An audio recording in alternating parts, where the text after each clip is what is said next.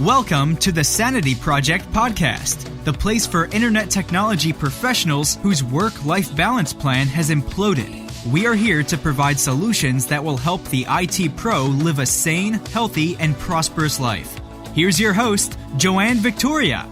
Hi, this is Joanne Victoria, the I Know What Works coach, and I'm the author of 7 books, including Lighting Your Path, How to Create the Life You Want, and Pushy for a Moment, Instant Solutions to Everyday Challenges.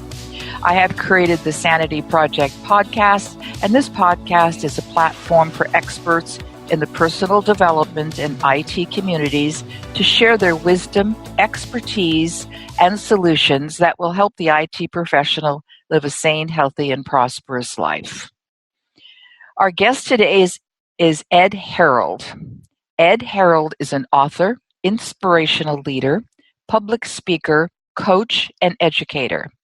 Ed's mastery in the science of mindful breathing has guided him to apply conscious breathing practices in corporate performance coaching, fitness and athletic training, healthcare trainings, stress reduction, and overall health and well-being.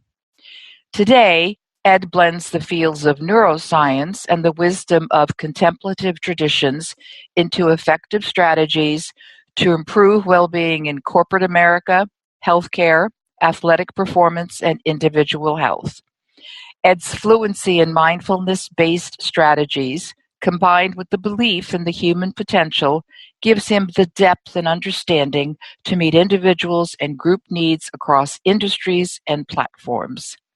Ed is the author of, quote, Life with Breath, IQ plus EQ equals New You, unquote. His book is available on his website, and the website is called edharrold.com, EDHARROLD.com, and also on Amazon. Today, Ed will be talking to us about reducing stress and anxiety through mindful breathing strategies. Welcome to the program, Ed Harrold. Wow, thanks so much, Joanne, for that lovely introduction. And it's just wonderful to be with you and your amazing audience. I am so grateful you are here because the breath, in quotes, has been a subject, even though I've had other guests talk about many personal development issues, breathing always comes into it. Seriously, I mean, they always say breathe, and it's people go, well, don't you breathe normally, naturally? Well, you have your unconscious breathing, but the conscious breathing is what people are not involved with too much, and I hope you're going to be talking about that a little bit today. Oh, without a doubt. Conscious breathing, intentional breathing, your ability to control your autonomic function through breath control is one of the foundational tools to personal growth, high performance, and stress reduction. Absolutely. People don't get that. I know lately I've been trying to breathe into my lungs by breathing through my lower abdomen. It's just kind of, I don't know, somebody said it was a yoga breath thing. I have no idea. But I had been told years ago by various psychics and people like that I had tiny lungs. Mm-hmm. And I'm 5'10", so I don't know how that happens. But so I have to, I have to really make a conscious effort to breathe. Well, the great thing about the lungs is, number one, is there's 2 of them. With that, they're huge organs, and they aren't muscle. They're tissue, and they can only inflate as strong as the inspiratory muscles, predominantly the respiratory diaphragm in the top of the gut, the external and internal intercostal muscles, the muscles in between your ribs, are strong. When these muscles become strong and amplified, the rib cage becomes more elastic, and we can stretch the lungs to their full 5-liter capacity. Wow. So one thing we require in today's world is we require an energy source, and we require a source that is vibrant. And when we can get that air down into the lower lobes of the lungs, one of the great things that happens in the lower lobes is that there is oxygen-rich parasympathetic or relaxation nerve endings there that the brain likes to see when it organizes the moment before we react to our perception. That explains it all. I mean, seriously, because it's like, so once I do reach that depth with concentration, it's not a easy thing. I mean, I have to apply myself to get to that breath in the lower part of my lungs. There's a total difference in my body, total difference in my voice, in everything. That's an amazing awareness, Joanne, because the diaphragm itself is predominantly a dual muscle. It has two major functions for us. From a respiratory standpoint, it's the primary driver of how much potential energy you're going to have at any given moment. And number two, it's the number one muscle that creates posture and stability in the low back from a biomechanical standpoint. So if we're looking to get from point A to point B, utilizing the least amount of physical energy as possible with a lower heart rate and a lower blood pressure, a straight spine is paramount in regard to opening the mind to the opportunity, the choice, the inquiry that's there for all of us in the present moment.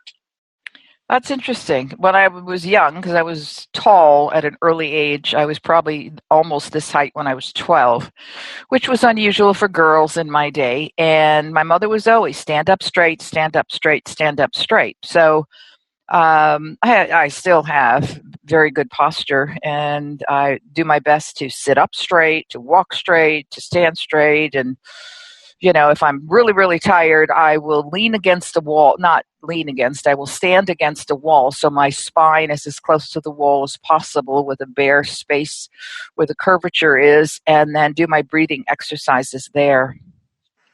Wow, that's a wonderful little brain break you can do to kind of displace some of the energy of where there's compression on joints and nerve endings from being seated or walking, and then just applying that simple support behind you to take that long, slow, deep breath. And the physiological benefits of that is our psychology in the brain will begin to soften, will begin to produce neurochemistry that allows us to become an open bandwidth again, rather than repeating that closed channel self-talk, which sometimes might not be loving to ourselves or others. Oh, absolutely. Yes, that self-talk can sometimes be not nice. So would you say that brain break are things that you talk about handling using mindful breathing strategies? Yes, well, I think when people have to realize what's going on in the conscious brain, and we have these two prefrontal cortexes, and if you're working at a computer all day, or you're working with memorization, repetition, the daily routine, this is all coming from the left prefrontal cortex. And the mind will become hardwired in regard to going into this part of the brain, and it'll create concepts, strategies, narrative, numbers, things that create boundaries for us. And when we can do these simple little brain breaks and allow the autonomic nervous system to move away from the sympathetic action of a lot of thoughts, a lot of activities, a lot of emails, and we can slow the breath down and bring in a parasympathetic response, a lot of serotonin and dopamine and norepinephrine, and we can just get into our right prefrontal cortex, which is things that haven't happened yet. It's our intuition. It's widening our bandwidth. There's no words or numbers there. It's just what I call spacious mind or spacious intelligence. And when you can let the left prefrontal cortex cool down for a couple minutes every hour or every 2 hours, and just let your mind rest in the relaxation responses of the right prefrontal lobe, it's easier to tap back into the wisdom of the left prefrontal lobe and not feed the stressors that might be in the imprints of those neural feedback loops. That explains why after I'm on the computer for a while in some intense work, writing, editing, going back and forth with my web designer on what looks good for the new content, I have to leave. I have to go. I leave my computer, put everything down, leave the room, go into another room, and do whatever I do. Breathe, read, just do something different to take a break from that kind of intensity, because I can't hear anything anymore. Actually, what happens to me on the worst case scenario is my ears start buzzing. Yes, listeners, my ears start buzzing because I'm overloaded with information. Yeah, and that's a great awareness that, we need to step away from the cage before it's too late. Just because you're not stressed doesn't mean that in your subconscious or unconscious that triggers are starting to form. The brain's a wonderful thing, but the brain really likes to get one thing done at a time, close that chapter, open up a new chapter, and then begin to write. And that doesn't seem to be the norm in today's computer age, the IT world, the media world.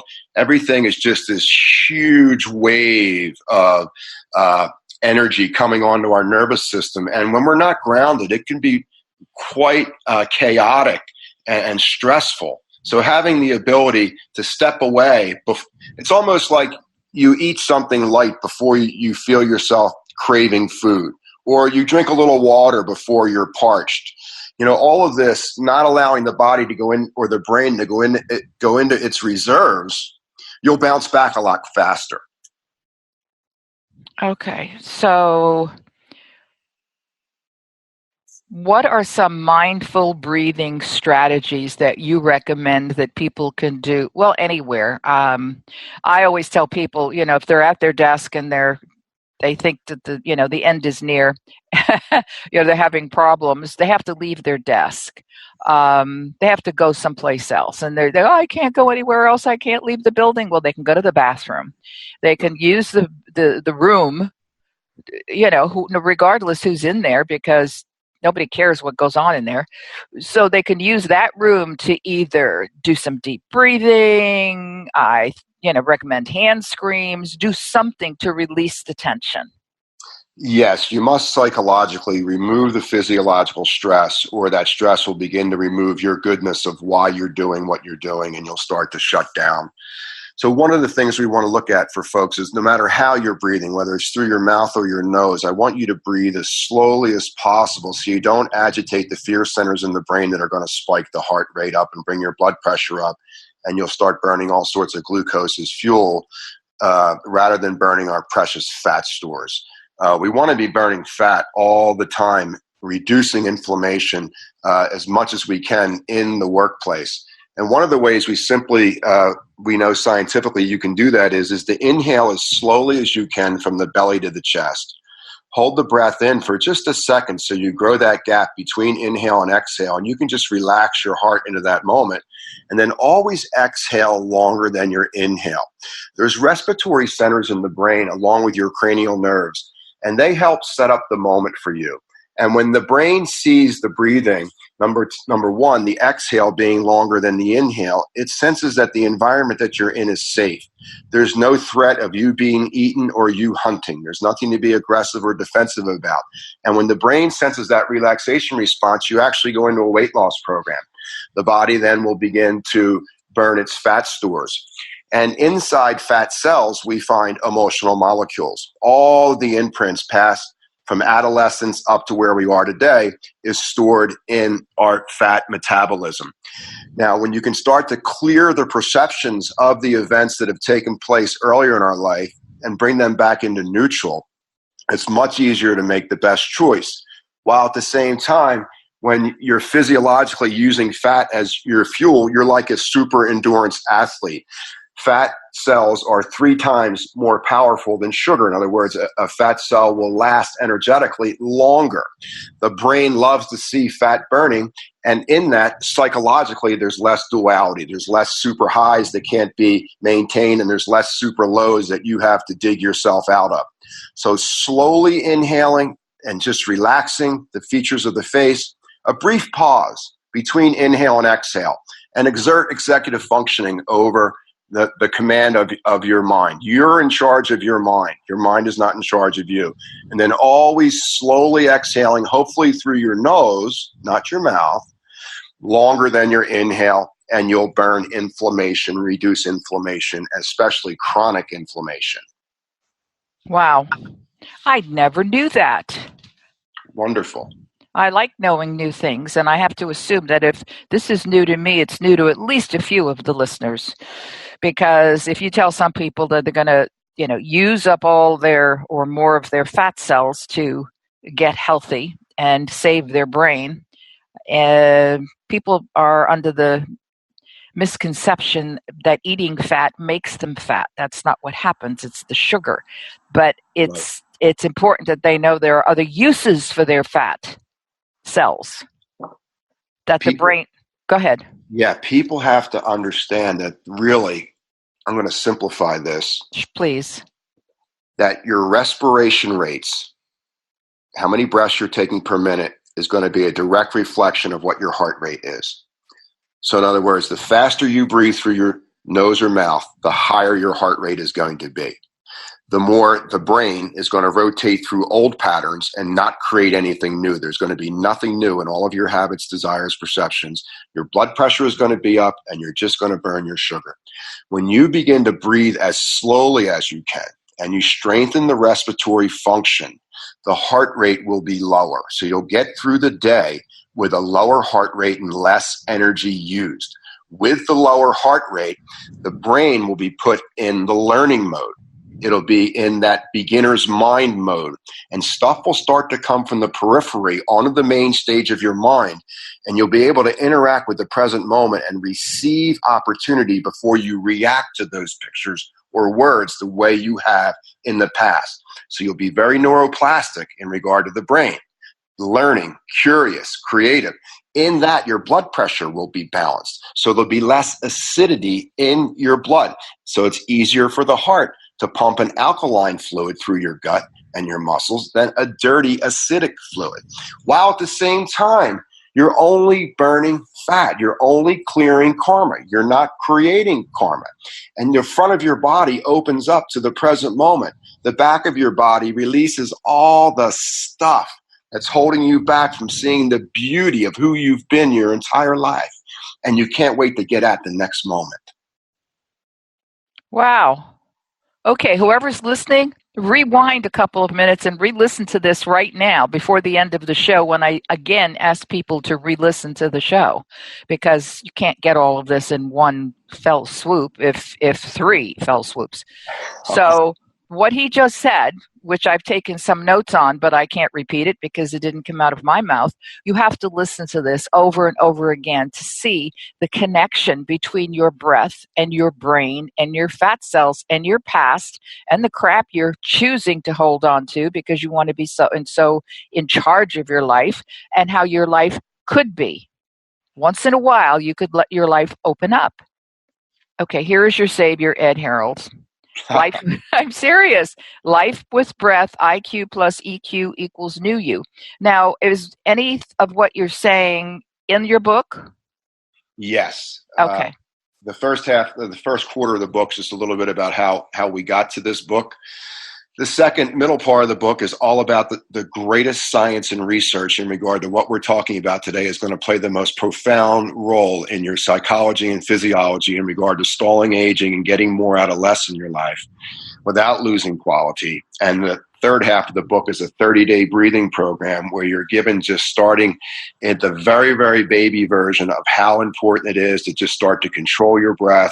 And then after each day, you get a different technique with 4 little landmarks where there's a physical component to it, there's an emotional component to it, there is a mental component to it, and a spiritual component. Well, I guess that covers everything. We're trying to be as inclusive and integrative as possible as we work our way through the challenges that our culture is going through.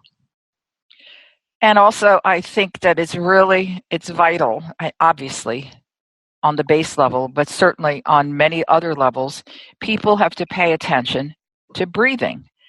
If they just breathed correctly, they would just solve all of their, as you say, potential emotional, physical, spiritual problems, because everybody is so anxious and they're always gasping for breath. I got to tell you, I got to say this, I got to get that, I got to be first, got to whatever. It's all ego involved. And this is the way to go. Okay, so we have the information on exhaling through the nose. Okay, huge energy coming into our reservoir system. Okay, we have breathe slowly to burn fat. That's the way I did it. Always exhale longer than inhale because it's safe. Mm-hmm. Inside fat cells are emotional molecules, clear perceptions of what happens in early life. Clear? Clean? Clear? I don't know. Yeah. And the fat cells are 3 times more powerful than sugar. Wonderful. Okay. Yeah, so I did get a lot of notes because I take notes so I can write your notes on your page on my website. Well, one of the greatest gifts that the breath control gives us is it starts as a physiological process where we begin to lighten the load physically. We get the inflammation, the physical anatomical inflammation out, but we start to clear up not fully integrated patterns about how we really feel about ourselves, our lot in life, and others. And as we begin to clean up the physiological process of the body, the greatest benefit of breath control of all is psychological. You become the commander of the bridge of the ship in your mind. And when you can control your thought forms, and your thought forms don't control you based on who you were yesterday or 10 years ago, then you begin to see through the illusion of fear in our life, and you're up and running with a big smile on your face. Well, I know that there are some who are listening to this right now who resonate with what you're saying and are going to put it into practice even more than they're doing on their own or from another source. But there are some who probably are not even getting this, the importance of the breath, how it can change your life, how it could change your future, how it obviously change your present. So I wrote, you become Captain Kirk with you become Captain Kirk. I will, because people will identify with that. Commander of your ship, they don't get that. So I'm writing down, you can become Captain Kirk. And those of you who are listening who don't like that, I just eliminate certain things. Create your own podcast.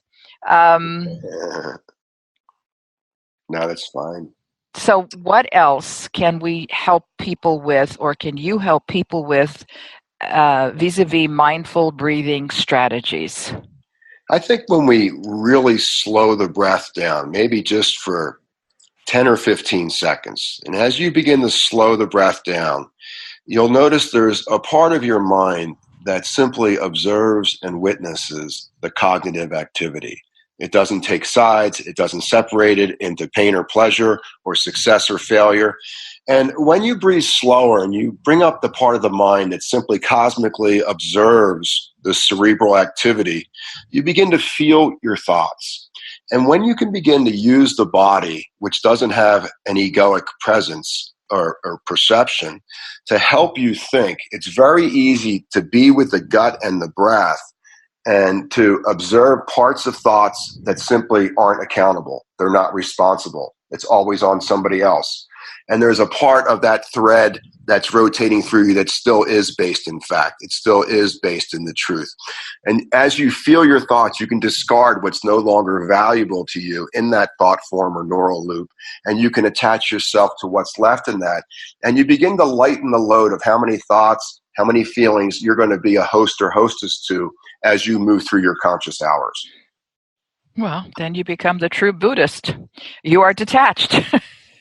Yeah. It's, our attachment, our comfort zone is really shrinking as we age. We cut ourselves off from the body, and everything in life seems to happen on a schedule that's set somewhere between our ears.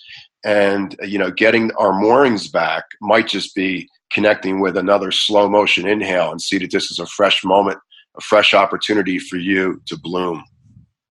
Yes, I see as people age, they get cemented into their habits and patterns that they had started when they were younger and reverted back to them because they're not living.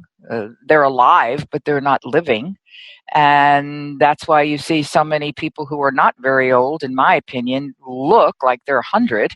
And I'm not, dissing anybody who is already 100, but I'm certainly dissing people to a certain extent who are unwilling to take control of their lives. You have the opportunity, you listeners, to take control of your own life, how you want it to be in the future. So don't give up. There's no such thing as getting old, in my opinion. It's, the calendar may say one thing. I would just say throw your calendars out and breathe instead. So I know it sounds a little off the wall, but the more you breathe properly, the way Ed Harrold is telling you to breathe, the more you are going to release negative habits and patterns, past acts that you keep going back to. Well, in my day, that kind of thing. And, this is what Ed is talking about, how to manage your body as you go through the decades on paper, but certainly not look it or act it. Don't ever forget your humanness. And if you've forgotten your humanness, you might have spent far too much time away from your heart. And your heart is more than just a pump. It is the seat of your soul. It is the seat of your purpose. It is who you always are and who you always will be. No one outside of you will ever love you any more than your heart loves you in this moment right now. And if you ever just feel like you're separate from your heart, take a breath and get yourself back into the safety of the castle that's there for you, because you are the king or queen of that castle, and you can never fail until you bring your energy to failure. There is no such thing as failure. There is only lessons. And go to your heart and feel the courage that's there, feel the forgiveness that's there, and just put that in motion. Get some good eye contact with people, have good posture, open your heart to your fears. And, I can't really give any more advice than that. Well, that's perfect. Okay, everybody, go to edharrold.com, EDHARROLD.com. Look for his book on Ed's website. Go to Amazon and get his book. Is it available in paperback, Kindle? What formats does it come in, if more than one? It's in paperback and Kindle. Okay. I prefer paper myself. I don't do Kindle because I like the aliveness of paper. And Ed is also a contributing health and wellness editor for Huffington Post, Thrive Global, MindBodyGreen, PTOnTheNet, and Corporate Wellness Magazine. So I am grateful that Ed Harrold was here today. And Ed, if you had one final strategy to share with our audience, what would that be? Slow your breathing down and relax your eyes and jaw. Okay, everybody got it? Slow your breathing down and relax your mind and jaw. So I want to tell everybody to share this podcast with anyone you know. I'm serious. It's just send it to them and re-listen to it over and over again, because you've probably missed something, because this is a very content-rich podcast from edharrold.com. And go to iTunes and give this podcast a 5-star review, and give our guest, Ed Harrold, a great written review on iTunes. I'm sure he'd appreciate it, and I know I would as well, because that means you're listening and you care. And you can also go to my website at askjoannevictoria.com and check out my latest program. I have what is called the Be Your Authentic Self program. It's a self-study system you complete by yourself in your own time. It's filled with PDFs, audios, and videos, and it costs a mere $297. And if you have any questions about this podcast or anything else, please email me at askjoannevictoria@gmail.com. And remember, our guest today, Ed Harrold, edharrold.com. Take care, everyone. Bye, Ed. Thank you, Joanne. Welcome. I hope you enjoyed this episode of the Sanity Project podcast. Please go to AskJoanneVictoria.com and continue the conversation on my podcast page. And get a free copy of my book, The True Self Handbook, a guide to transform your life. That's AskJoanneVictoria.com. Take care, and thanks for being here.